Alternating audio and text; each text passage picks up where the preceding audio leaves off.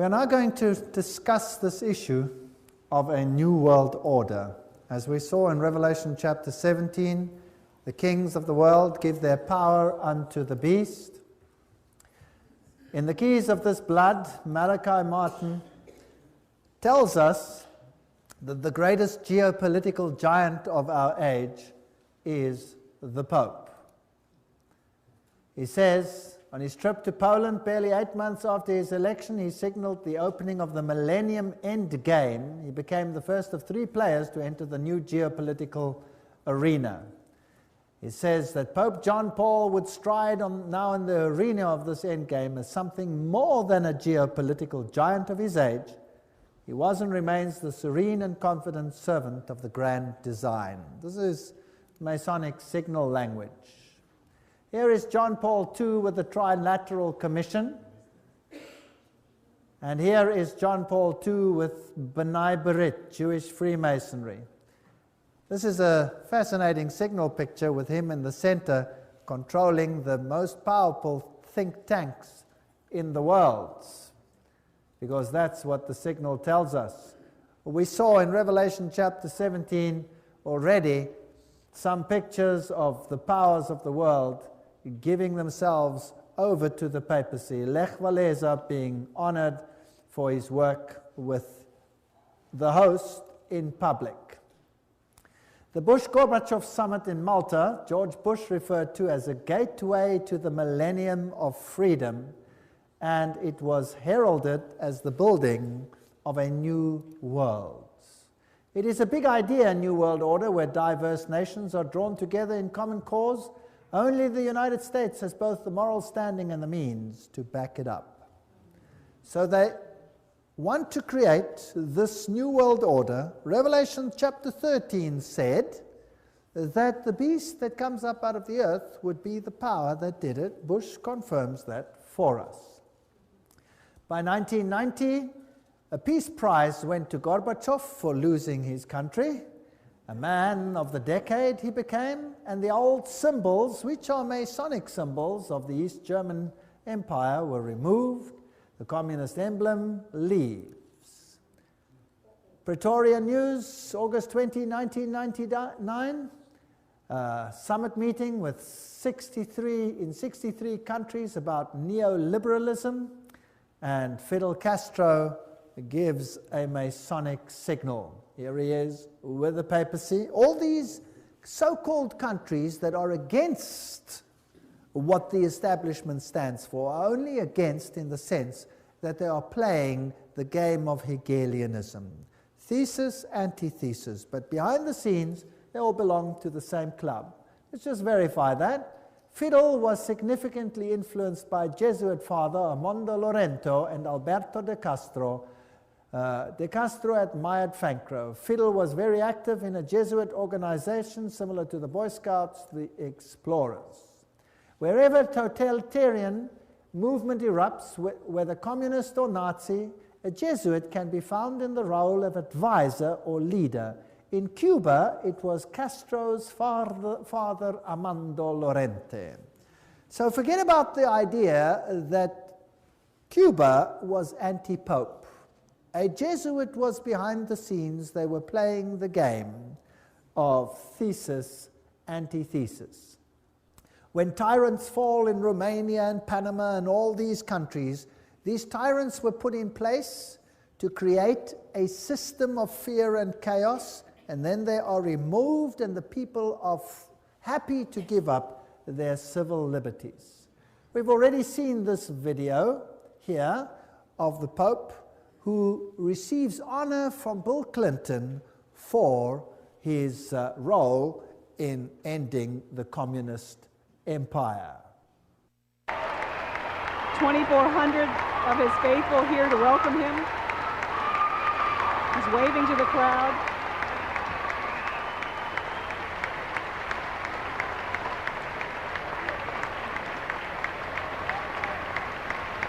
Archbishop Regali is alongside the Pope as he shakes hands with the First Lady. We honor you for helping to lead a revolution of values and spirit in Central Europe and the former Soviet Union, freeing millions to live by conscience, not coercion, and freeing all of us from the constant fear of nuclear war. Your Holiness, on behalf of all of us gathered here today, indeed on behalf of all the people of our beloved nation, we welcome you back to America. Ladies and gentlemen, His Holiness Pope John Paul II and the Vice President of the United States and Archbishop. Pope declares the European community heaven sent. Very fascinating. Konrad Adenauer, who was the German Chancellor at that particular time when this was being devised, well, he is to be declared a saint. Can you believe that? He is to be declared a saint for his work. Pope declares EU heaven sent. And saints at the moment, Roman Catholic principles, they are to be declared saints.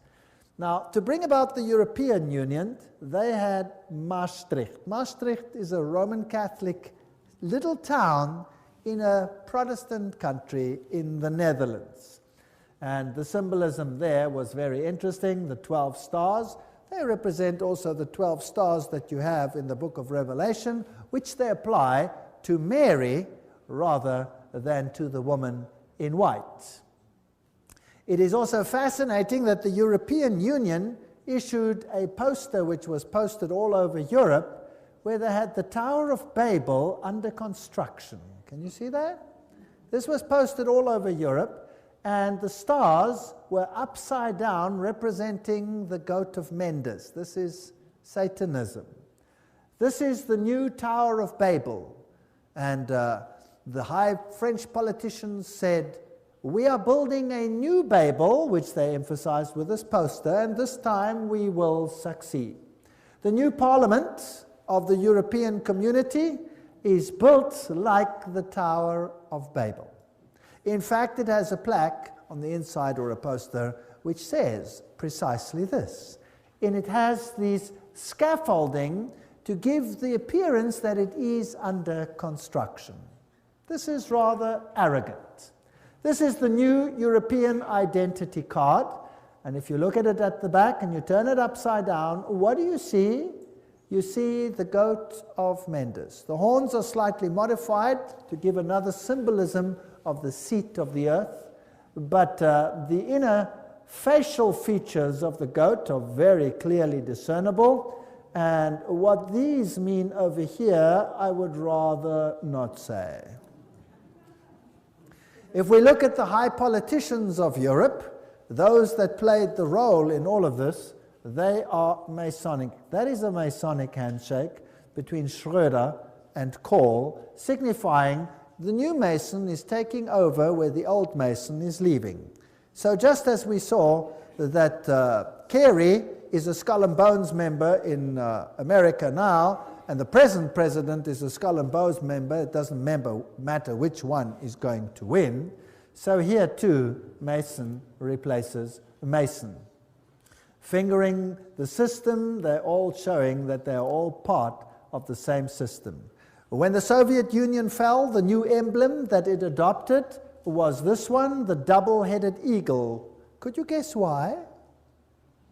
Well, the double-headed eagle is the symbol of Freemasonry, and it obviously shows who is in control. The queens, the kings of the world, as we have seen, all of them are high Masons and subject to the Roman Pontiff. And Islam, we did a whole lecture to show the intrigue of the Islamic religion and the Catholic religion, that behind the scenes, controlled by the secret societies, they have one aim, and one aim alone, subject to Rome. So what is all this war about with Islam? Who are these people who are pulling the strings in the world? And why are people being rubbed up between them? From the rock stars of the world, the Bonos of the world, to the political leaders of the world, everyone seems to be bowing down to the papal Caesar. from the east to the west. The Islamic world is currently being set up as the synthesis in the religious world, pitted against the Judeo-Christian culture as the antithesis, and then out of this must come a synthesis, where all of them will unite. This is a website. There is the actual website underneath.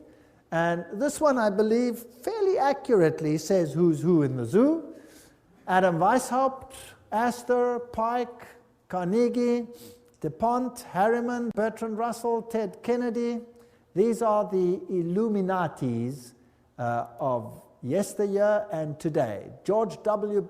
Bush, of course, he's a Skull and Bones member. That's a sub-organization of Chapter 322 of a German organization, the Illuminati, therefore. Bundy, Habsburg, Freeman, Teng Hui, Hillary Clinton, Alan Greenspan, Rockefeller, Rothschild, Wahlberg. These are the bankers in the system, the negotiators, Lord Carrington, Jimmy Carter, Henry Kissinger, Lord David Owen, Richard Holbrooke. These are 33-degree Freemasons, or Knights of Malta, or Bilderbergers, Committee of 300. They all belong to the same club.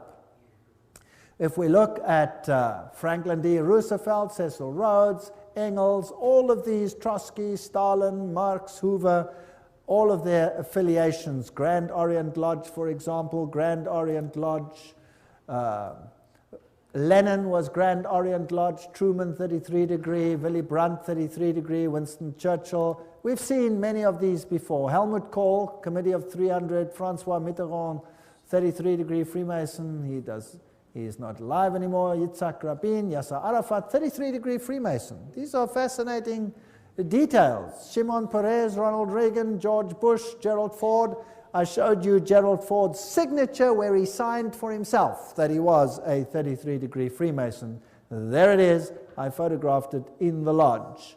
And the Carters and these great political people in the world, the Schröders, the Netanyahus, the Gorbachevs, there is Saddam Hussein listed as a 33 degree Freemason. Now, that is somewhat strange, wouldn't you say? King Hussein, Al Gore, Tony Blair, all of these issues. Look at Saddam Hussein over there. Here's a picture of Saddam Hussein. And this is a picture that was beamed on national television during the war. During the war, of what he looked like. Now, they also said at that stage that they weren't sure whether this was pre-taped. That means it could have been pre-taped before the war even took place, because if they are insiders, they would know who's who and what is going to happen. Now, there is a very interesting rumor about this man. Have a look at his face, and have a look at the fact that he has no beard. The CIA, as well as the British Secret Service, said at the time it could be a double.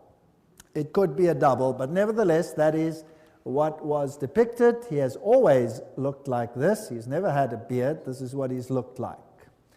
Operation Iraqi Freedom, Saddam's double trouble. Opposition leader claims Hussein died of cancer in 1999. This was posted March 26, 2003. Muslim al-Assadi, a doctor living in exile in Iran, said he believes the real Saddam died in 1999 from cancer. The real Saddam died because he had cancer of the lymph nodes, and since his death in 1999, they're just showing his doubles, he told the Italian newspaper. That's a fascinating story.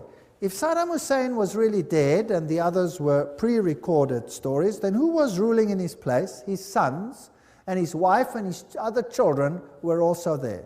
It fascinated me that the moment the war broke out and England and the United States went in there, that the wife and the children of Saddam Hussein, except the two ruling sons, were taken away and received exile where? But in Great Britain. So the country that attacks takes the family, the whole family of Saddam, and gives them political exile in Great Britain. Very strange. Now, if he was dead and they were putting doubles in front, and they were ruling really through the sons, and they showed these shot up bodies of two individuals who nobody knows who they really are. Who knows whether that is really so or whether that is not so? Despite the reference to Qaza, British intelligence thought the broadcast may have been pre-recorded. This is a fact. We are well aware that he spent many hours recently tape recording various messages. We have to do a little more analysis of what he was actually saying to see whether or not that in fact was Saddam Hussein. British Defense Minister Jeff Hoon told reporters. White House spokesman Ari Fleischer said, "I think there are some doubts about whether that tape is canned or whether it's fresh and based on recent events." So both of the secret services question these issues. Then they find, finally, Saddam Hussein's hideout, a filthy place, they say, and they arrest the man and show him on national television. After that, one does not hear too much. And he has a magnificent beard. A magnificent beard. Now, if the previous one was shot during the war, then this must be the best hair fertilizer that mankind has ever found. Maybe he could become a multi-zillionaire patenting this fertilizer to make this beard grow as it is. They used at least 3 doubles. Who knows who this man is? And to say that they did blood tests, who knows whether you can trust the laboratories that did this. Nevertheless, he's listed as a 33-degree Freemason. There are plenty of questions regarding this man, and there is no evidence except for his family that is safely living in exile. Royalty, Prince Bernhard of the Netherlands is 300, Committee of 300, and here Prince Beatrice and Prince Bertil, the Queen, of course, Prince Philip, all of them high Freemasons. Mengele, Walt Disney, all of these individuals. The world is really run by these individuals. Here is the Duke of Kent giving the Masonic handshake under the Masonic shield. He is the current Grand Master. So he is the highest Freemason at the moment, if you like, because a king may not be, or a prince may not be the Grand Master. He is currently the Grand Master. So here is the highest Luciferian in the country at the moment. Political leaders, the Bill Clintons and all of these, we've dealt with them. We don't have to go through all of them again, the Jesse Helms, the Goldwaters, the Al Gores, and all of these individuals. And I've put the pages up there, and there are many, many books that substantiate all of these names. So just about everybody who is important in the world, everybody who runs in the political sphere is involved in these clandestine operations. We saw in the lecture on Revelation chapter 17 and 13 how there would be a holy alliance and how the United States would eventually become the powerhouse for propagating a new world order. Gorbachev summit in Malta, referred to as the gateway to the millennium of freedom, as you will remember, and the initiative came for this great movement into a new world order. Now, let us have a look at this video where George Bush has something to say on this issue. Where institutions of freedom have lain dormant, the United Nations can offer them new life. These institutions play a crucial role in our quest for a new world order, an order in which no nation must surrender one iota of its own sovereignty, an order characterized by the rule of law rather than the resort to force. So he says all the nations don't have to give up one iota of their sovereignty, but we want them all in a new world order. Basically, that is what he said, out of the horse's mouth. And then this terrible incident took place. And, well, there were many, many deaths. A very strange incident. But before we get to it, let's first have a look at some of the history of this issue. The United States had a problem in that it wanted to introduce anti-terrorism laws, but there was no real terrorism in the United States. And then all of a sudden, a building in Oklahoma, April 19, 1995, was gutted by explosions, and they fingered a man, Timothy McVeigh, who worked alone, they said, and brought this building down by parking a van filled with explosive outside and blowing the building to smithereens. That's the official report. Inside were women and young children, and if anything gets the sympathy of the people, well, then that is surely one of them. Let's have a look at what happened here. Through federal authorities that a second bomb has been found inside that federal building in Oklahoma City. It was an explosion at 9 o'clock this morning that did that damage you're looking at right there. That was in the federal building did go off. It did the damage that you see right there. The second explosive was found and diffused. The third explosive that was found, and they are working on right now as we speak, I understand, both the second and third explosives, if you can imagine this, were larger than the first. First bomb that was in the federal building did go off. It did the damage that you see right there. So you heard there on national television that a second bomb went off and it did the damage that you saw over there. They found a third explosive device within the building. The official report, however, says what? That there was a van outside with explosives. Now, I was not there. So I'm not going to set myself up as a judge as to what happened over there.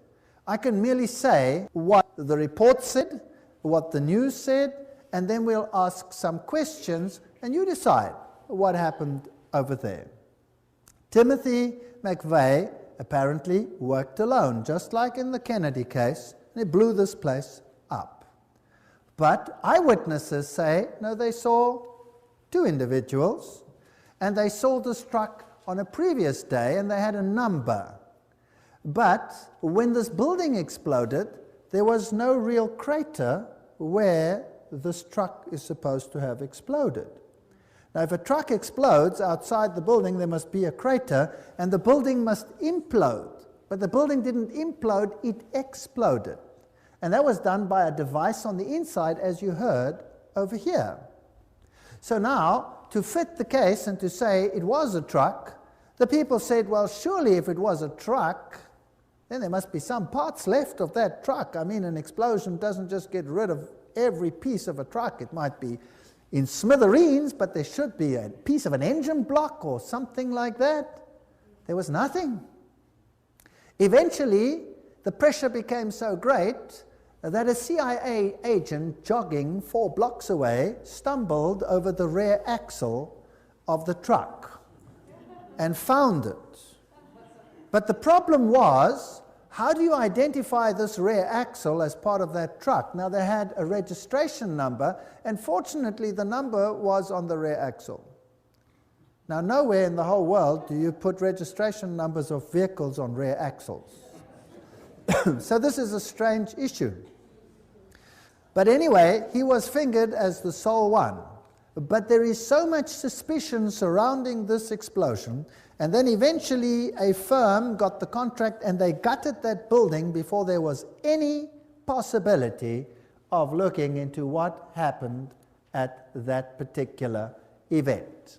Then came another event, the Twin Towers. Now, what happened after the first event? After the Oklahoma bombing, the United States, within just 5 days, had anti-terrorism legislation. And that anti-terrorism legislation gave powers to the President of the United States where he could suspend the Constitution. But it didn't give powers where the United States could unilaterally enter any country in the world to do as it pleased. For that, it needed a war-footing legislation, as was the case with Pearl Harbor. There needed to be an incident. Well, an incident arrived in that the Twin Towers were destroyed.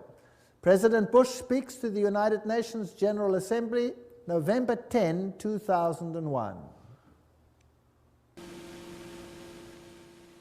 We must speak the truth about terror. Let us never tolerate outrageous conspiracy theories concerning the attacks of September the 11th. Malicious lies that attempt to shift the blame away from the terrorists themselves, away from the guilty. Now, isn't it interesting that George Bush there said, let us not tolerate conspiracy theories that shift the blame away from the terrorists themselves. Why? Because so many people started believing that everything was not right with these particular issues. Now, let's have a look at the first hit. When this happened, the first aeroplane struck. Tim, your life is going to change, but more important, your son's life is going to change forever. America will never be the same after September 11th. We've been preparing for this kind of event for nearly a decade. We've had presidential directives. It's a project called Homeland Defense. We are, as we have been saying this morning, in a... So what we have footage of the very first airplane striking that building. That means there was an opportunity to record that. Very quickly, the following happened. Even as the leaders of the Taliban deny any role in this, an Arab journalist based in London is quoted today to the Associated Press as saying that followers of Osama bin Laden warned 3 weeks ago they were going to carry out this sort of an attack. The chief of safety of the fire department of New York City told me he received word of the possibility of a secondary device, that is another bomb going off. He tried to get his men out as quickly as he could, but he said that there was another explosion which took place. And according to his theory, he thinks that there were actually devices that were planted in the building. 45 minutes into the taping that we were doing, there was an explosion. It was way up where the fire was, and the whole building at that point bellied out in flames, and everybody ran. I was about 5 blocks away when I heard explosions, 3 thuds, and turned around to see the building we just got out of, antenna tip over and fall in on itself. And then all of a sudden it started like it sounded like gunfire, you know, bang, bang, bang, bang, bang, and then all of a sudden 3 big explosions. All right, so the eyewitnesses said that they heard secondary devices, bang, bang, bang, bang, and a series of explosions, and then these buildings came down. Demolition experts said that this is exactly what happens in a controlled demolition. You see, when an aeroplane strikes, there was a huge fireball, and the fireball is the burning of all the fuel on board the aeroplane. So there was nothing left there to explode. What was responsible for the secondary explosions? If we look at the setup, you will see there are the Twin Towers, and there are buildings all around, and these buildings were either slightly damaged or not seriously damaged. And then there is a road, and there's another building over there called building number 7, and that building came down sometime afterwards, although nothing hit it. And not much was ever said about that. What caused building number 7 to implode? Let's watch it. Okay, now watch 8 close. hours after the first plane crash, a third building at the World Trade Center collapses. This one, the number 7 World Trade Center building. This is a look at the flying debris from the number 7 tower. You're going to see that watch the explosion almost coming down the this street way. toward the camera. Number 7 tower at the World Trade Center. The CIA would have been in there normally, but they had, of course, abandoned the building when the event of catastrophe occurred. So who would have been in that building? The CIA would have been in that building, but they had evacuated the building. And 8 hours afterwards, the building comes down in a controlled, it seems, implosion. Now, nothing hit that building, And these are very strange questions that we have to consider. After this event, there was a Canadian response. And there was a great resolution passed at the United Nations last night that might bring about a new order in the world that would be better for all of us. All of this was brought upon us in a single day. And night fell on a different world. A world where freedom itself is under attack. So the Canadian response was this could bring about a new order in the world as it was decided at the United Nations after a meeting. Gary Hart, what did he have to say? There is a chance for the President of the United States to use this disaster to carry out what his father, a phrase his father used, I think, only once, and hasn't been used since, and that is a new world order.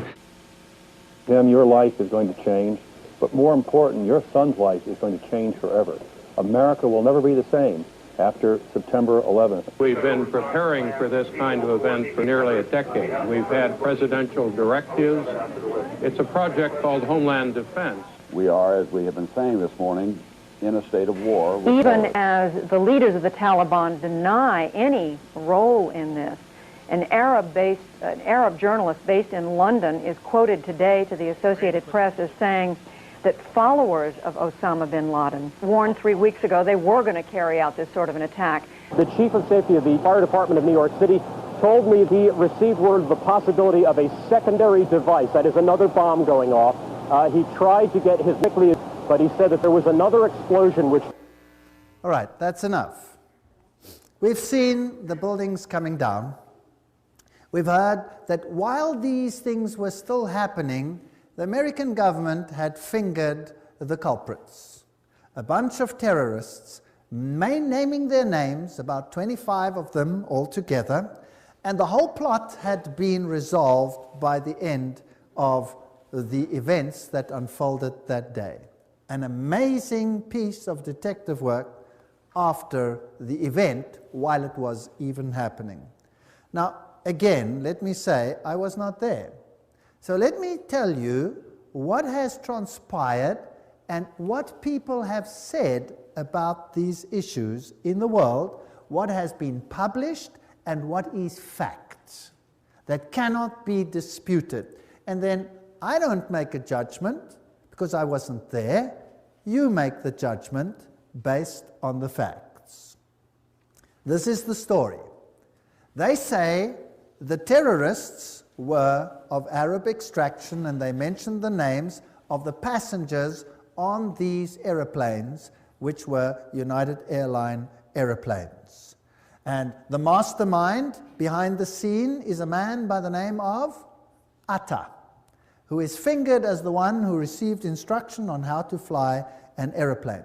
Well, when they released the names, immediately there was a hue and cry from the Arab countries because 5 of the terrorists, supposed terrorists, mentioned that they were very much alive and well and couldn't have been on the plane. Right? Very important.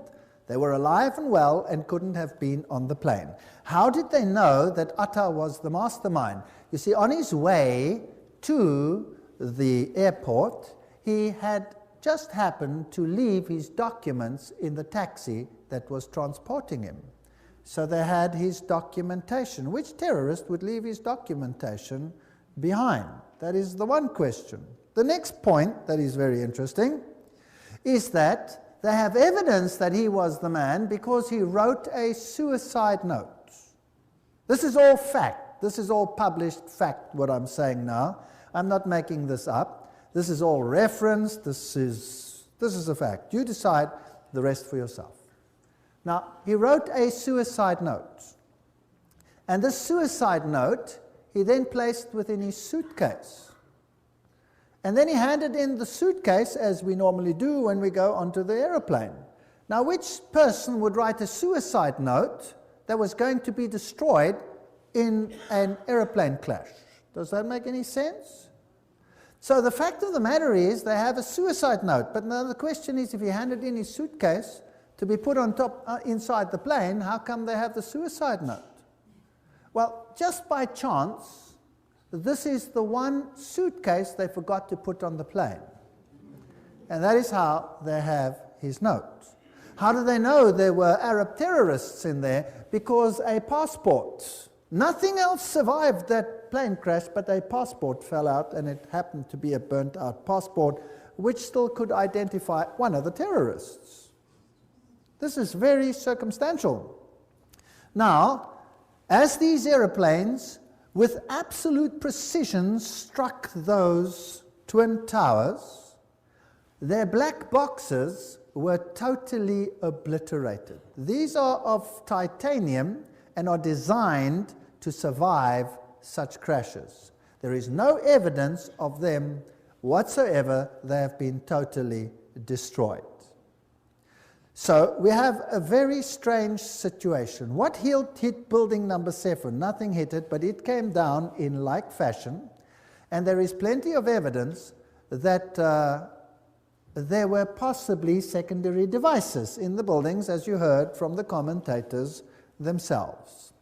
So what about the infrastructure of the aeroplanes? Well, there are certain parts lying there, so there was definitely a situation where those planes hit that particular building, because you have wheels and all kinds of components of the aeroplanes surviving. Even those crashes with those tremendous explosions, there were parts of these aircrafts everywhere. Every time an aeroplane crashes, there are huge pieces of fuselage and etc. which remain, and they sometimes can fit all these things together, and that was also the case at the Twin Towers.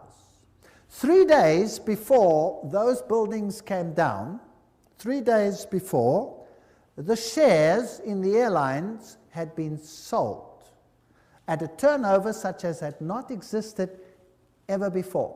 And certain banks bought these. So somebody might have been tipped off that something was going on. And then a very interesting case, there was a man in your country, in Canada, who happened to be in prison. And they had caught him in a gambling situation, and they imprisoned him, and he said, "Let me go, I am clandestinely working for the CIA. I'm an agent, I was investigating money laundering, etc., etc., etc." And they would not let him go. Then he gave the names of his contacts at the CIA, and the CIA was probably embarrassed because of this situation and denied knowledge of it, and he was very angry because he felt he had been stabbed in the back. And this very often happens in this industry. And so he wrote a letter before the September 11 attack outlining some events that were going to take place, and he mentioned that aircraft were going to fly into the Twin Towers and into the Pentagon. Now, nobody made any use of these, but when it actually happened, then this came to the fore. So here was a CIA agent who said ahead of time that this was going to happen. Could be chance, could not be chance. You decide for yourself. A certain Atta, the man who is supposed to have planned this, with only in-flight training, with absolute precision, they went into those buildings. This is an amazing story. Received funds, $100,000 US, from Pakistan's secret service into his bank accounts. And they worked very closely with the United States. So here had been a transfer of money, but the plot doesn't end there. Das Böse sitzt im Pentagon. Facts. The evil sits in the Pentagon. Now, who is this man that wrote this? This is the political scientist Thierry Meyssan from France, and he has some very interesting to say. Who was it? What happened over here? How come they had all the names of all these people, and yet there is no real evidence that these people were actually on board? Here's the story. I'm just giving it to you with the passengers, the machines that flew into these Twin Towers. And then there's this fascinating case of the other aeroplane that went into the Pentagon. And here are the pictures that were published. The dates were strangely wrong. They were September 12, but apparently they said it's because they released them the next day. And what you see is smoke over there. There are no debris pots, nothing. Here is a piece missing, no picture. There you have an impact of a flame, and you have this fireball over here. That's it. If you look then on the lawn, this is all that was found, but no part of a United Airlines aircraft. No parts, nothing. Nothing whatsoever. This is the hole that was seen after the event, and most of this hole happened well after the event. So the question is, why are there no aircraft parts? Again, all the black boxes disappeared. There were no black boxes that survived, and the hole is way too small for something like that to actually have happened. Because nowhere in the world, even in the Lockerbie disaster, there was a case where there were no aircraft parts. Nothing. There was just nothing. What is even more interesting in this situation is when you look at this, when the United States rules the world, the Catholic Church will rule the world. Archbishop Quigley, 1903. Let me go back to this September 11. To rule the world, you have to be able to have access to the entire world whenever you want to, however you want to. Now, this aeroplane that struck the Pentagon, and the other one that fell by chance, did you know about that? The other one that fell, and apparently there were terrorists on board that were overcome by loyal citizens. The interesting part is that that aeroplane struck the ground and never struck any building. It came down. And as it came down, there was a hole in the ground. And the mayor and the first people of that area ran to the place, and here was a hole in the ground, but no aircraft debris. None. None whatsoever. Not the slightest piece. Nothing. So the whole aircraft disappeared into a hole, which was not very large, and there was no debris and no black boxes and nothing. Something like this has never, ever happened ever before. But what is even more sinister is the following. Because the people that had died on the aeroplane, their descendants or their inheritors cannot claim if there is no body. But in the investigation, they identified every single human body with their blood group and body parts that were given to all the family. There were no aircraft parts. There was nothing of that nature found. No aeroplane whatsoever. And yet, they could identify everybody.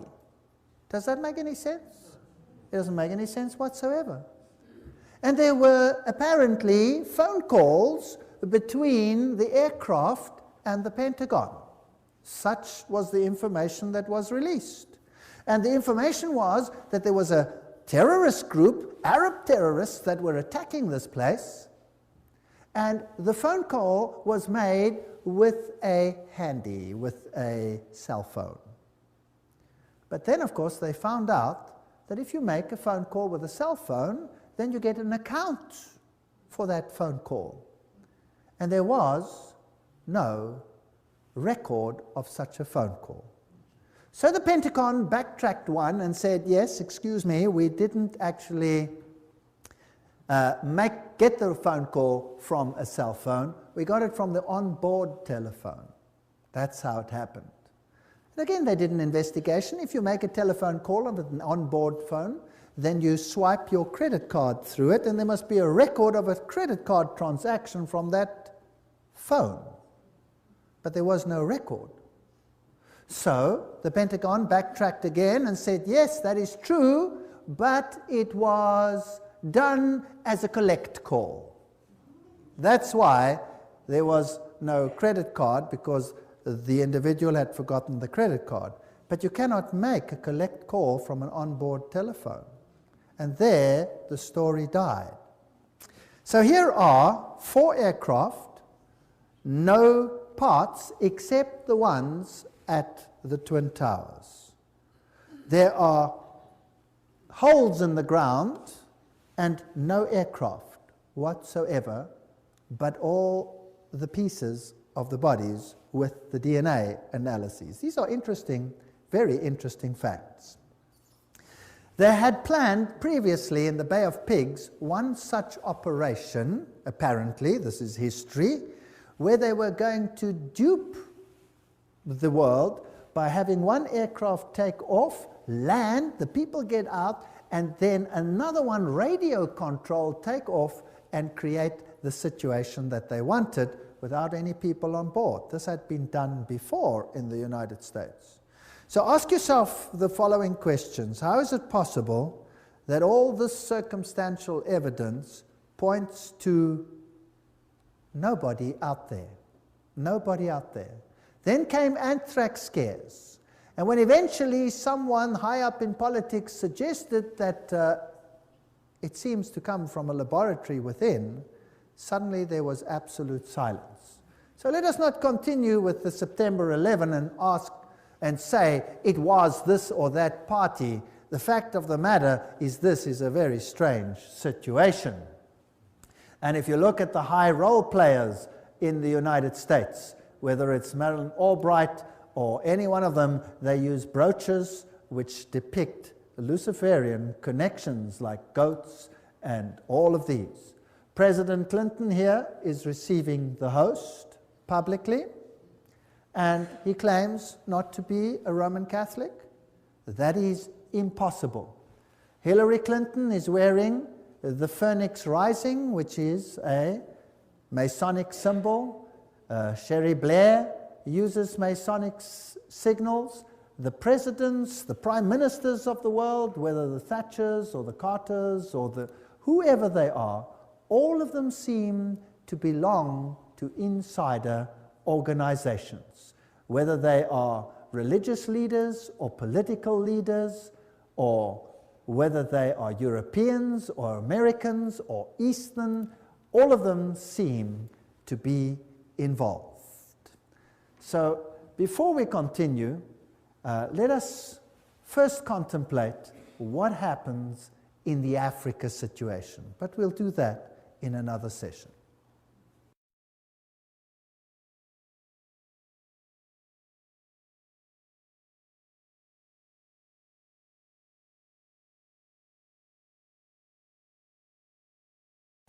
If we look at Africa and Rome, this will give us an idea of what the New World Order is going to be all about. Africa and what they've done to Africa serves as a model for what will happen in the entire world. The great African leaders and the tyrants of the past, like the Idi Amins, these people have all received exile and were probably high Masonics. When we look at the Southern Africa, South Africa situation, where you had the black-white issue, the apartheid issue, the role players, again, were all Masons. This is Foster, the president, and he gives a Masonic signal, and he was a Freemason. If we look at Nelson Mandela, he is a Prince Hall Freemason. So again, both sides are on the same side of a secret society. If we look at de Klerk and Nelson Mandela, we have the same situation there. Mandela is compared to Jesus Christ. They lift him up. They have a synthesis and an antithesis, and he receives the host publicly, although he declines to say that he is Roman Catholic. He says he's not Roman Catholic. Now, Roman Catholic canon law states that you cannot receive the host if you are not a Roman Catholic. So these people are really something else. Here he has a Hindu marriage with the widow of Samora Machel. Now, Samora Machel is another story, and his anti-Christian statements are historic. He also had a Jewish wedding at the same ceremony, and a Muslim, showing that all religions are one with him. The new political face is totally Masonic, and in 1992 already it was known that Mugabe of Zimbabwe was going to take the farms away from the people that lived there. This is before he started doing this. They had already said it. Mugabe is going to take white farms very soon. It was in 1992. Today, this is a fact. Der Spiegel published, Die Deutschen müssen raus, the Germans must get out, all whites must get out. Here's a cartoon of Kissinger pointing to the fact that the whites must get out of Africa. Here is the current president of South Africa, Mbeki, and Mugabe. They are hand in hand on this issue. He refuses to rebuke Mugabe for taking the farms by force. In South Africa itself, 4,000 farmers at least have died and have been killed as they have been driven off their land. Nobody hears about these things in the world. Zimbabwe lies in ruins. But what do we find here? A tremendous building going up, and what is it called? The Jesuit province of Zimbabwe. So the Jesuits are totally in control in that country. Jesuit School of Philosophy and the Humanities, brand new buildings, while a country lies in ruins. They're preparing for a final order. And all the black leaders are in the same level as all the European and American leaders.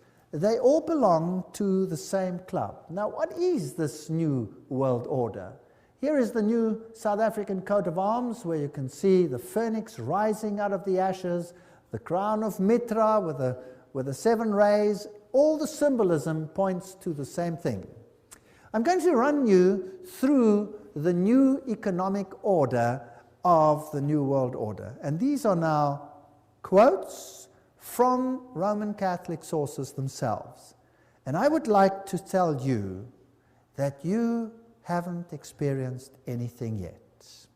Waiting to come to you. And I can tell you what it feels like because I have experienced it.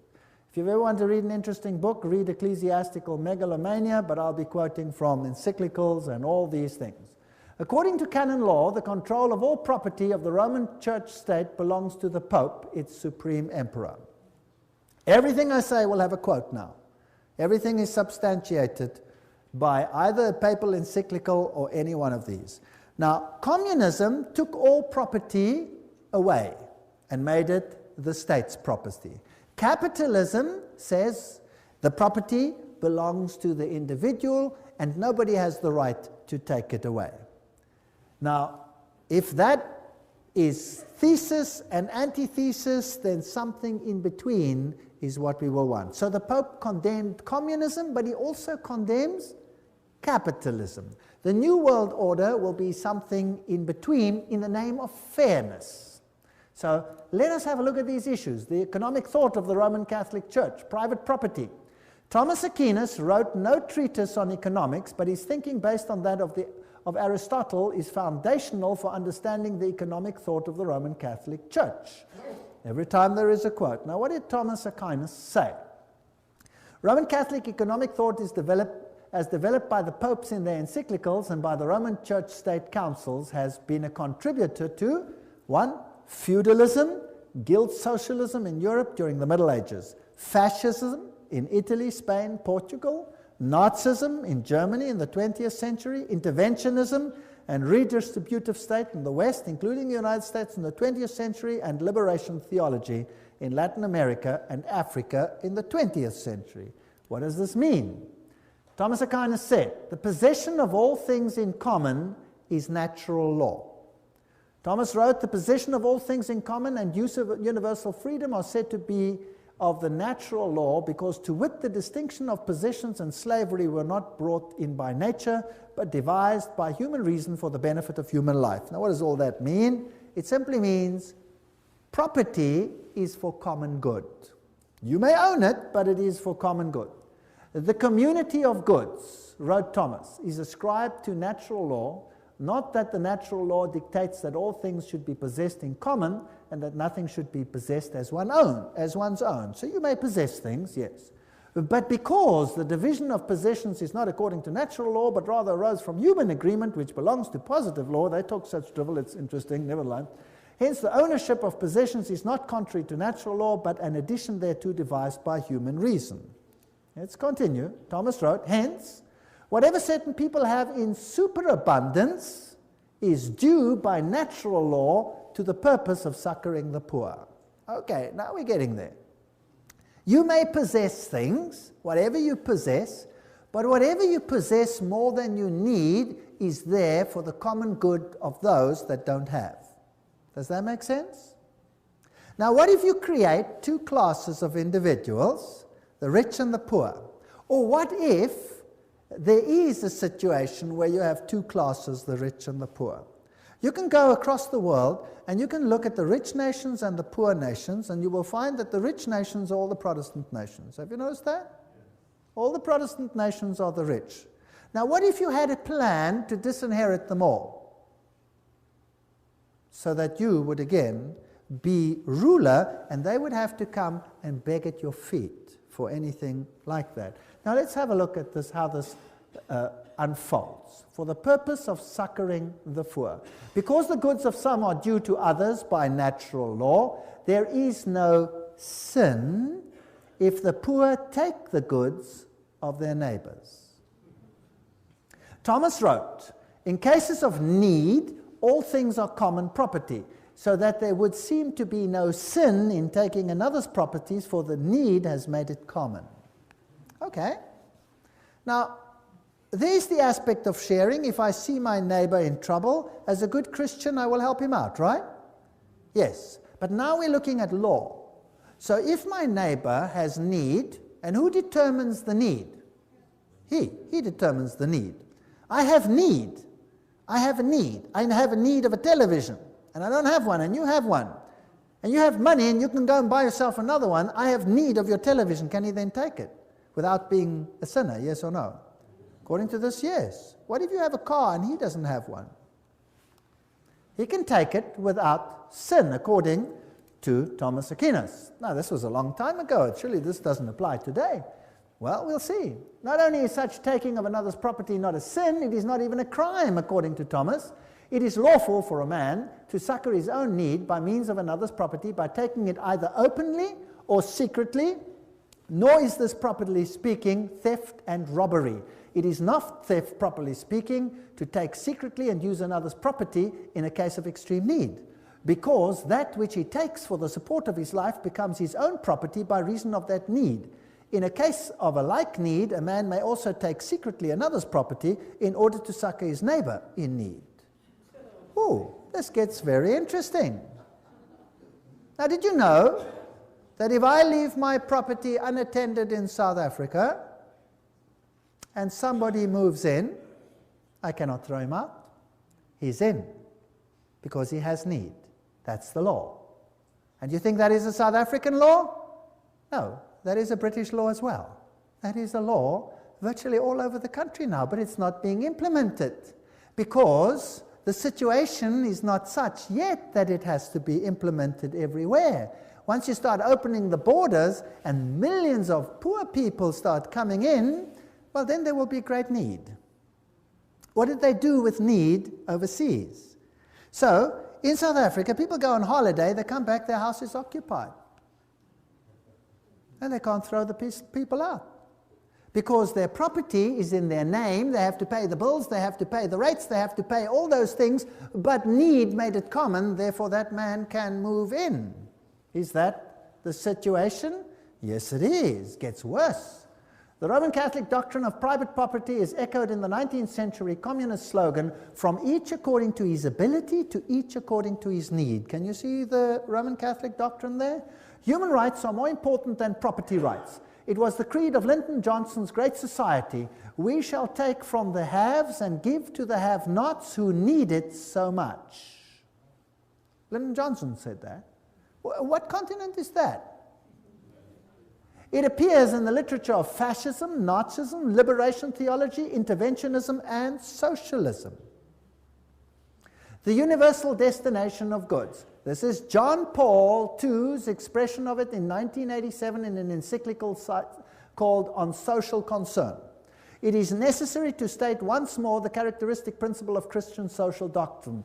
The goods of this world are originally meant for all.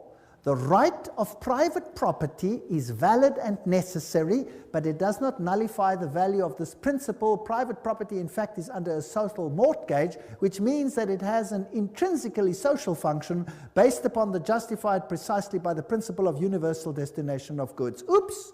What did John Paul II just say? He said that what Thomas said is what I say. You may have private property. The Roman Catholic Church is for private property. That sounds very nice. But it's never qualified that that property is only yours for common good. So one day you wake up and in your garden you have squatters. And you call the police and you say, hey, or you go out and you say, get off my property. And they say, let me alone or I'll blow your head off. Hey, you go to the cops, you say, cops, come help here, people squatting on my land. Sorry, they have need. You have too much land anyway, live with it. Okay. Pope Paul VI made the point quite clear in 1967 encyclical on the progress of people. Each man has therefore the right to find in the world what is necessary for himself. This gets interesting. The recent Council, Vatican II, reminded us of this. God intended the earth and all that it contains for the use of every human being and people. Thus, as all men follow justice and unite in charity, created goods should abound for them on a reasonable basis. All other rights whatsoever, including those of property and of free commerce, are to be subordinate to this principle. That means if I have need of a manufactured good, can I take it? So now I'm driving my car, and we have a hijacking just about every 12 minutes. And a gun comes in and says, get out of the car, and I relinquish my car, and if I don't, what happens to me? I get shot. The man has need of my car. It's gone. Finished.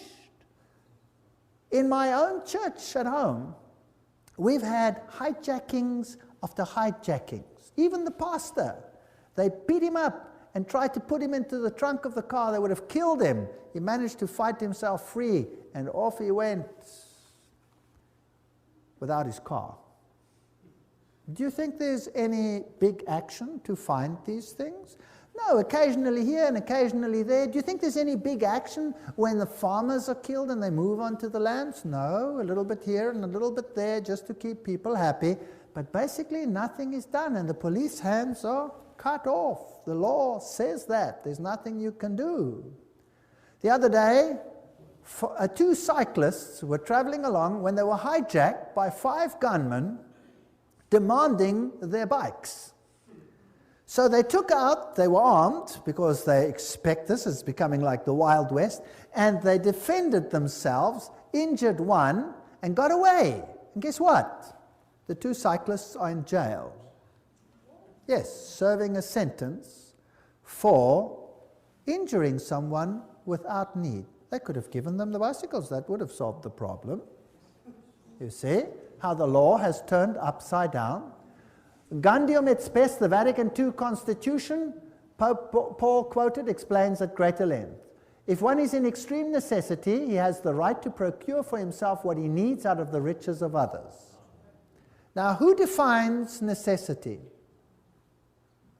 Since there are so many people prostrate with hunger in the world, the Sacred Council urges all, both individuals and governments, to remember the aphorism of the Fathers. Feed the man dying of hunger, because if you have not fed him, you have killed him. Therefore, because private property is immoral, all men, individuals and governments have the moral obligation to redistribute goods held unjustly by property owners. Have you heard of redistribution of goods lately? Have you heard of it many times lately? Yes, there is going to be a redistribution. All goods includes not just goods found in nature, but manufactured goods as well. John Paul II declared that all men must have access to those goods, quote, which are intended for common use, both the goods of nature and manufactured goods. I own nothing.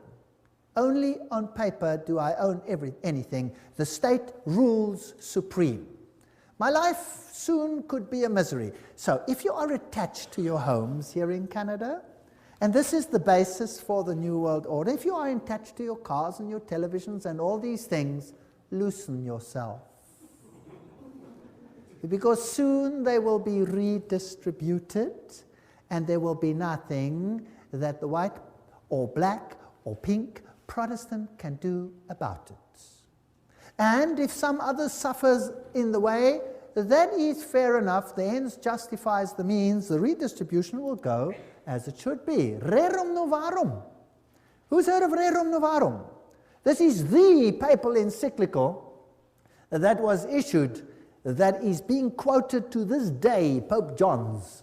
And to this day, all of them make reference to this, including Pope John Paul II, says this is this encyclical that forms the basis of the New World Order. Well, I thought it's important to study it. One of the Roman Church State's most influential statesmen on economic matters is the encyclical Rerum Novarum on the condition of the working classes. The Roman Church State allied herself with the proletariat, which in Marxism is the great and final enemy of the capitalist order. Pius, writing, declared that Rerum Novarum, however, stood out in this, that it laid down for all mankind unerring rules for the right solution of difficult problems of human solidarity called the social question. Now, let's see.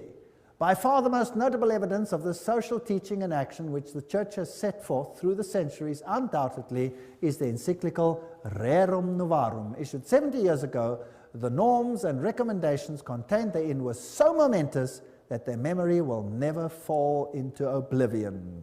John, Mater e Magistra, the papacy speaking. Pope Pius told us that the encyclical Rerum Novarum was instrumental in ending laissez-faire capitalism in the 20th century by ushering in an era of effective interference by the government. Have you got this? Let's see how it ends up. Rerum Novarum was the voice of moral authority needed to ensure the development of effective interference by all governments in the 20th century. How many governments? All. Pius wrote, "It is not surprising, therefore, that under the teaching and guidance of the Church, many learned priests and laymen earnestly devoted themselves to problems of elaborating social and economic science in according with the condition of our age. Under the guidance and light of Leo's encyclical, Rerum Novarum was thus involved a truly Christian social science, which continues to be fostered and enriched daily. Tireless labors, all these people, labors, now note carefully, of those picked men whom we have named the auxiliaries of the Church." So everybody working in the secret societies, the Opus Dei, the Knights of Malta, the Knights of Columbus, all of these people working, those picked men, to bring this about. Nor were there the only blessings which followed from the encyclical. The doctrine of Rerum Novarum began little by little to penetrate amongst those who, being outside Catholic unity, do not recognize the authority of the Church. And these Catholic principles of sociology gradually became the part of the intellectual heritage of the whole human race. Where are we going?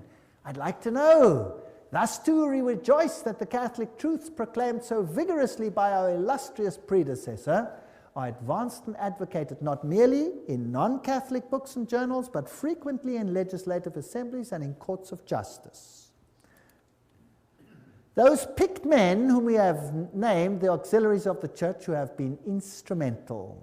This is John Robbins writing. Who are they? Under fascism, property owners may keep their property titles and deeds, but the use of their property is, as Leo wrote, common. Fascism is a form of socialism that retains the forms and trappings of capitalism, but not its substance. This is basically what it boils down to. When we speak of reform of institutions, the state becomes chiefly to mind, not as if universal well-being were to be expected from its activities. And what is the state going to do in all of this? The experiment with economic freedom, Pius wrote, must end. And economic life must again be subjected to planning and government. Who wants to control your economic life? Government. John Paul II wrote in his Solicitudo Re Socialis on social concern, it is necessary to state once more the characteristic principle of Christian social doctrine. The goods of this world are meant for all. Private property is under social mortgage. These are the things which will be controlled. He wrote, a faithful echo of the centuries-old tradition of the Church regarding the universal purpose of good. In today's world, wrote the Pope, we are faced with a serious problem of unequal distribution of the means of subsistence originally meant for everybody. Then came liberation theology, and Pius wrote an encyclical on atheistic communism, an age like ours, where unusual misery has resulted. Who created the misery? They created it so that they can create the solution which they want. So, in Africa, they elevate a few and suppress the masses. Then they turn it around and they create the situation that they want. They create communism, they create the chaos. Out of the chaos, they create the social order which they want. So the second reign of terror was supported by the papacy. Father Camilo Terres, who was shot in 1966, declared, the Catholic who is not a revolutionary is living in mortal sin. Pope John Paul II wrote in 1968, the Church does not hesitate to defend fearlessly the just and noble cause of human rights and to support courageous reforms leading to a better distribution of goods, including earthly goods such as education, health service, housing, and so forth.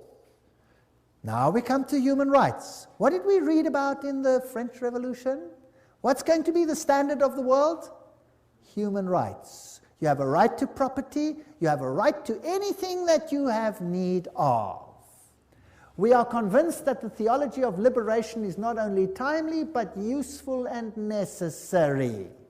That's what the Pope says, not me. This is his words directly. John Paul II, letter to Brazilian bishops. It should constitute a new stage of the theological reflection initiated within the apostolic tradition. And then he refers to Rerum Novarum. Franklin Roosevelt, when he was elected, he made Professor Ryan part of his administration. Now, who was he? Ryan wrote in 1931, the workers have a claim upon industry for all the means of living from the time they begin to work until they die. When industry does not do it directly, then it is the business of government to enforce it upon industry. See how it starts? Right. Now, let's look at some of the human rights. You have a right to freely found unions for working people. You have a right to culture, a right to emigrate, a right to immigrate, a right to food, a right to clothing, a right to rest, a right to medical care, a right to just wage, a right to life, a right to safe environment, a right to personal security of workers, a right to family life, a right to private property, highly qualified, of course. A right to common use of all goods is just thereafter, so that means nothing. A right to work, a right to pension, a right to old age, insurance, a right to association, a right to security, a right to integrity, a right to social services, a right to strike, a right to choose a state of life freely, a right to found a family, a right to education, employment, good reputation, respect, appropriate information, a right to the upright, blah, blah, blah, protection of privacy, right to rightful freedom, professional training, quality, right to adequate health care. Oh, it's laborious. How do you control that? How do you control it? If you're going to control every aspect of that, then you must control every aspect of a person's life. You will not be able to go to the toilet in future without making a triple application to the Vatican. They're going to control every single aspect of your lives. That's what they're going to control. And government is going to become super huge. Now, where's the money going to come from? From you. Now, when the money comes from you, what then happens to your wealth? It gets less and less and less and less. That means the middle class will disappear. How many classes under Catholicism in the Middle Ages? 2. There was a feudal class, the Goyim, and there was the upper class who controlled everything. Now, if we take employment, in my country, employment was running at almost 50%. In Germany, it was running at point something percent. And then it went up to 2, 3, 5, 10, 20%. Now unemployment is rife in Europe. Why? Because all the East Bloc countries are now being incorporated into Europe, and there must be redistribution of wealth. And so it's coming down, down, down, down, down. The recent surveys don't ask where you live. They say, how many rooms have you got? How many people live there? How many this? How many that? When did they do that, and in what country? In communism. And what happened if your house was bigger than your need? The one who had the need got it. But who has to pay for it? You, because you own it. It's even worse now than in communism, right? So they came to our country. Now you have to register in each individual location. And you may not vote outside your location, so that they have your location attached to your name. And then they came to my house and they said, they want to know, what is my religion? I said, I'm a Christian. They said, which denomination are you? I said, it's none of your business. They said, it is my business. Which denomination are you? I said, it's none of your business. How many rooms have you got? I said, enough. We want to know exactly how many rooms you have. I said, I have enough. But we want to know exactly. It's got nothing to do with you. Why do you want to know exactly? I could have another one next week, or I could put a wall in and I could have 2, right? So none of your business. You get into big trouble if you answer questions like that. You're not supposed to do that. Therefore, there must be made available to all men everything necessary for leading a life truly human. Did you know that living a life truly human is the Catholic acronym for salvation?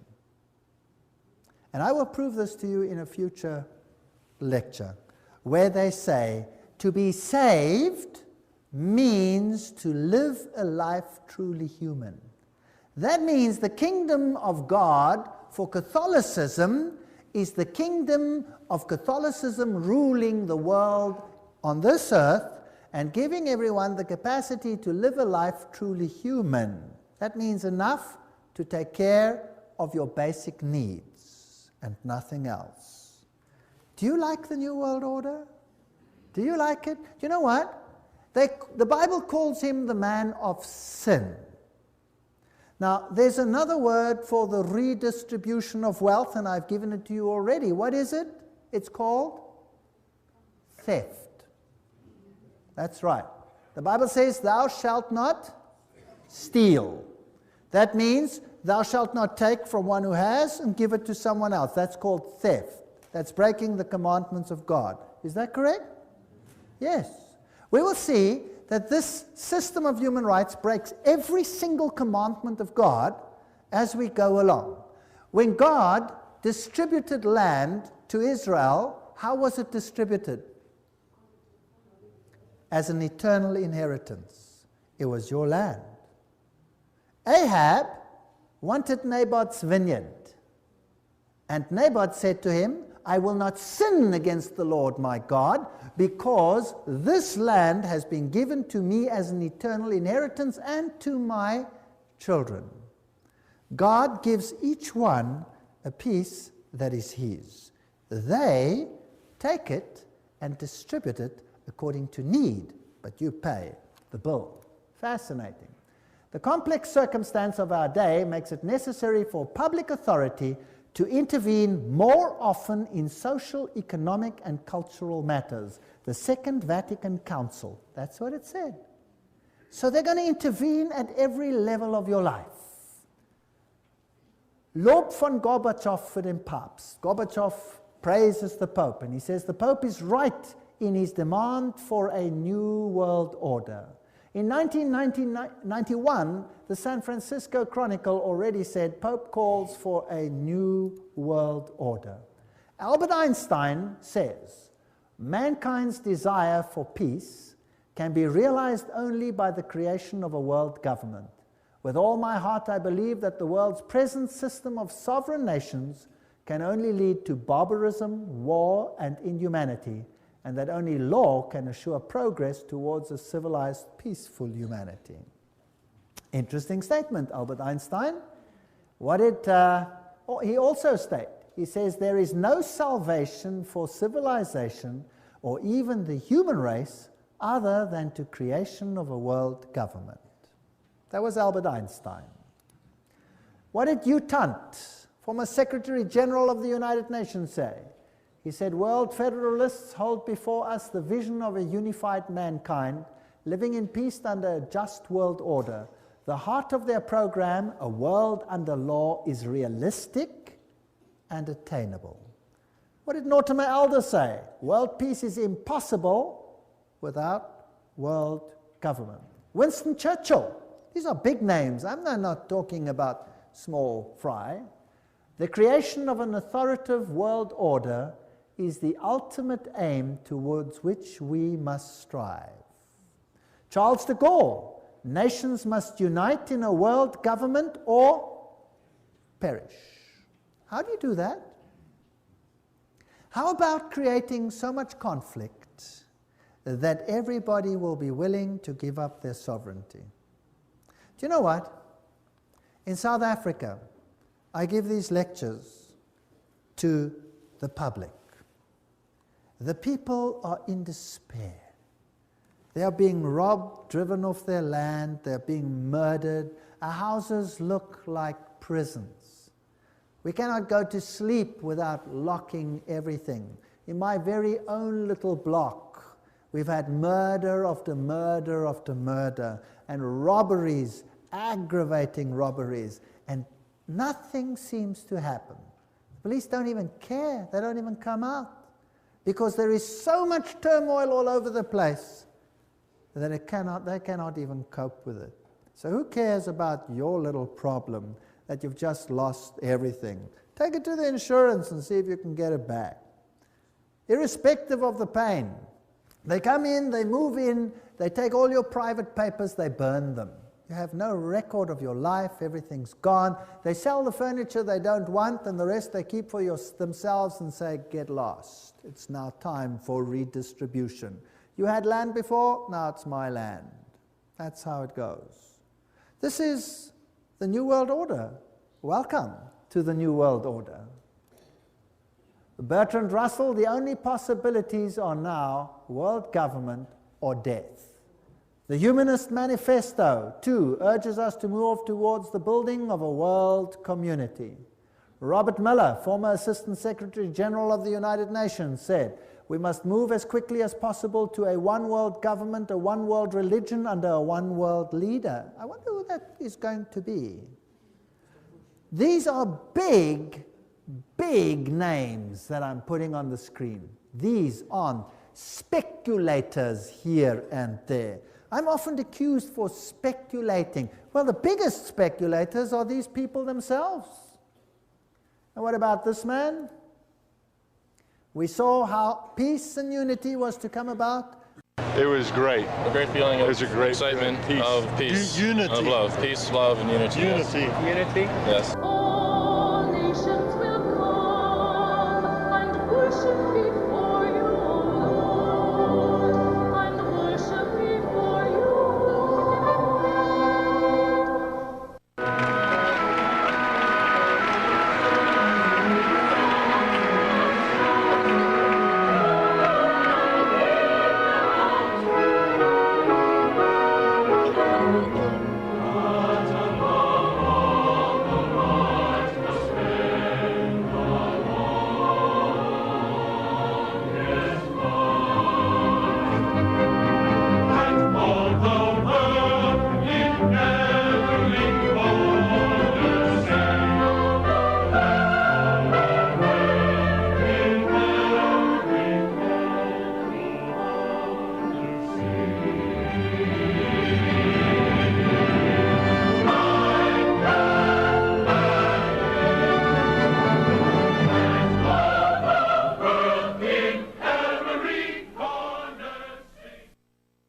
Pope calls for a new world order, CNN, Thursday, January 1, 2004.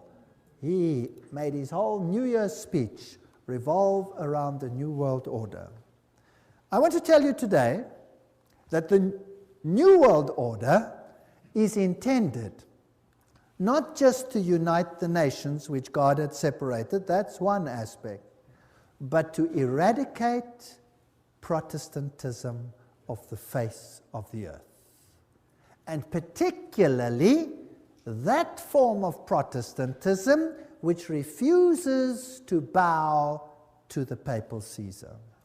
That form of Protestantism will have to go. And we will see that under the circumstances that will be created, these conditions are all in place right now. It is all there. And I will put it on the screen for you, so don't miss the next lectures. Now we're getting into hot territory. I'll put the quotes on the screen where they will tell you who the problem children are going to be. And don't think it's Islam. It's someone else.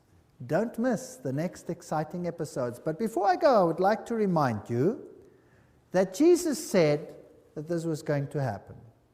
And if I know, and if I understand with my whole mind and with my whole heart, that Satan, because the dragon gave him his power and great authority, is setting up his kingdom here upon this earth, then instead of becoming disillusioned, frightened, hysterical, I know that the time must be very short. Isn't that right? And I know that the Lord must be coming very soon. So, as far as I'm concerned, I have distanced myself from my property. If I literally had to come home next week and find my wife somewhere in another little room and my house occupied by whomever, then I will say, tough cheese, it's going to blow up anyway, who cares? It's going to be destroyed when the Lord comes by the brightness of his coming. Why not take it now? Have fun while you can, and I'll move on somewhere else. I don't mind building a tree house for a little while. That should be okay. If they take my cars, well, that's okay too. We'll get another one, and if we can't afford another one, we'll walk. Who cares? I really don't care anymore. But people who are losing things become desperate, and what do? They commit suicide. By the thousands, people are committing suicide. If they understand this message, and they understand where we are going, would they then commit suicide? No. They gather hope. They say, wow, so we're part of a big exciting end game. And this is exactly what is happening. People are getting hope, and they're giving their lives to the Lord Jesus Christ, and they are saying, Lord, save me, not only from my sin, but save me from this world. I am longing for your kingdom. Do you know what the government policy is in the kingdom of God? I've already told you. Everyone in the kingdom of God gets a dwelling place in the city built by whom? By God. And it has your name on it. Did you know that? You have a city dwelling. In the new world, what happens? God says, no longer will they build houses and others live in them. So what are you going to do? They will build houses, says the Bible, and they will plant vineyards. And no longer will you plant vineyards and others eat of them. What does that mean? That means you will have a country dwelling where you will have a farm which God will bless. And who does it belong to? To you. For how long? Forever. Forever and ever and ever and ever. That's God's policy. So who cares about what they're going to do? Who cares? And eye has not seen, nor ear has heard the wonders that God has prepared for them that love him.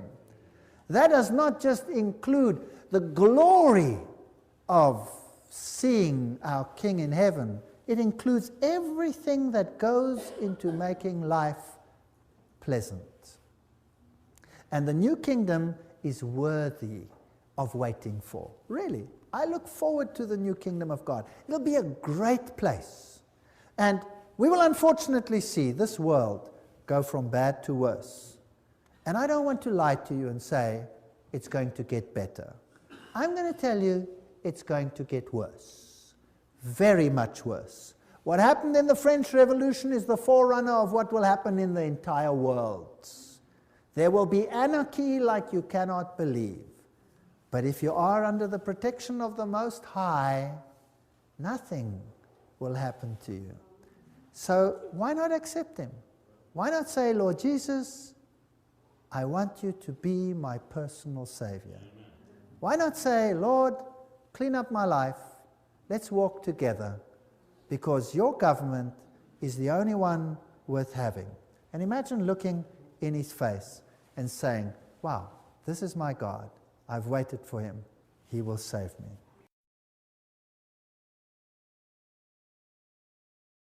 Heroes of Flight 93, the official version, is that this plane was heading, let's say, for example, for the White House or for the Capitol building, but that some heroes on board overpowered the pilot, and then the plane crashed onto the ground, killing all the occupants.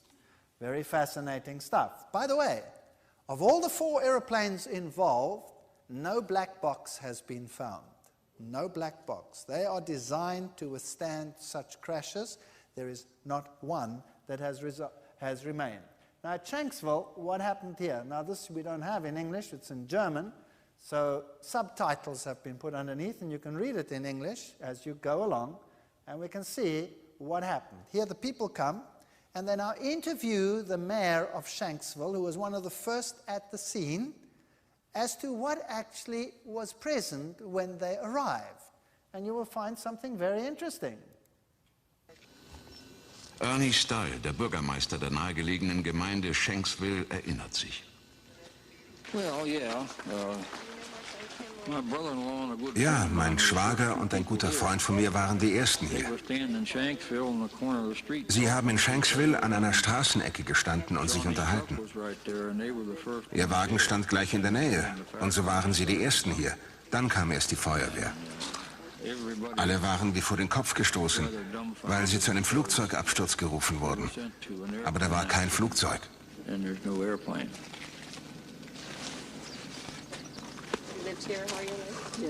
Kein Flugzeug.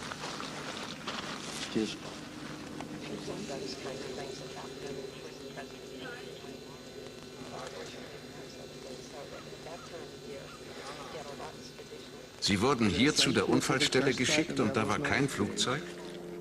Nein, da war nichts. Nur dieses Loch. Das ist es, was Sie sahen. Ich dachte immer, das sei die Absturzstelle. Das ist sie. Aber da ist nichts zu sehen. Das Flugzeug hat sich total zerlegt. Puff. Es krachte auf den Boden und löste sich auf. Vollkommen. Sage. Flugzeugtrümmer? Nicht. Stolz präsentiert die Fotografin ihr Werk genau an der Stelle, von der aus sie das Bild geknipst hat. Eine pilzförmige Rauchsäule, wie sie auch von anderen Augenzeugen beobachtet wurde.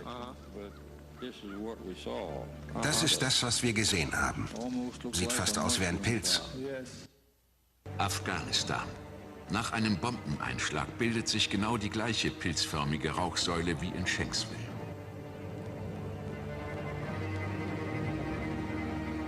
War es doch eine Bombe oder eine Rakete? That's an interesting story. So here you have an interview with the eyewitnesses that come to the crash site, and there's no airplane. But there's a hole in the ground. And in the hole, nothing. No airplane. No airplane debris, nothing. Just a hole in the ground, in which a whole Boeing disappeared, totally dissolving itself, with nothing to show. Interestingly, they have the bodies of every single one that was on board, but there's no airplane. Now, that is weird. You must admit, that's kind of weird. And that is the picture of the actual cloud that formed. This photographer just happened to be there when it happened, And that is the cloud that forms when a bomb hits, like they used in Afghanistan. And the question was asked, was it perhaps a bomb and not an aeroplane at all? And where is the aeroplane? We wouldn't know, it's gone. Now, nowhere in the history of the world has an airplane like that just disappeared. I mean, imagine when your shuttle exploded up there, what a terrible disaster that was. And that was like a nuclear explosion in midair. They could almost reconstruct that shuttle from all the debris that they put together. Isn't that correct? And here, nothing, nothing, no airplane, it's gone, no airplane. Very interesting. Let's go and look at what happened at the Pentagon. Amongst reports circulating is the report that there was an explosion in the Pentagon. Now, according to this, an airplane flew into the Pentagon. Let's have a look what was aired on national television abroad. Von einer Explosion ohne jegliche Beteiligung eines Flugzeugs im Inneren des Pentagon wird berichtet. Übrigens, die Fassade knickte erst später ein. Das war keine unmittelbare Folge des Aufpralls. Direkt auf den eben renovierten Teil des Pentagon zu. Nachdem das Flugzeug auf den ersten Gebäudering aufprallte, durchschlug es noch 2 weitere Ringe, um am Ende dieses 1,80 Meter große Loch zu hinterlassen. Wie schon bei dem Absturz in Shanksville löste sich auch hier das Flugzeug in Luft auf, bzw. pulverisiert.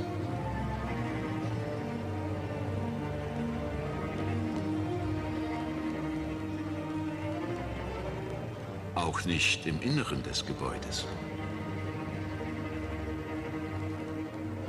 Dafür nichtssagende Details. Eine Uhr, ein verkohltes Telefon, verrußte Räume. Einrichtungsgegenstände.